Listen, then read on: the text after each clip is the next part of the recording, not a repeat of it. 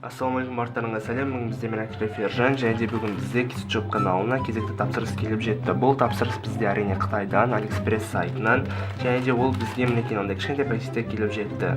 Бұл бізде Small Packet by Air деген тапсырыс курьермен келді, яғни почтасымен. Енді бұны ашатын болсақ, бұл бізде мінекей мынандай пакетте оралған. Мен алдын ала ашып қойдым, айып етпейсіздер, қоя тұрайын. Бұл бізде не десеңіздер, өздеріңіз де тауып тұрған шығарсыздар.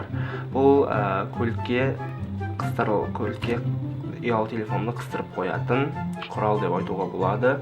Бұл бізде қалай жұмыс жасайды? Бұл бізде былайынан кәдімгі монополдағыдай бүйтіп қыстырып қоя саласыздар. Ал мынаумен көліктегі ауа шығатын несіне былайынан бүйтіп қоя аласыздар. Сол кезде ұялы телефоныңыз былай, мысалы GPS-ті қосып қойсаңыз, GPS қосылып тұрады, және де мынандай ешқандай рамкаларын және де экранды былайынан жауып қалмайды, свободный тұрады. Мінекей полныйынан былай көре аласыздар. Енді бұл тапсырыс бізге қанша күнде келді десеңіздер, бұл тапсырыс бізге бір ай көлемінде уақытта келді, және де бұның бағасы бізде 600 теңгені құрады.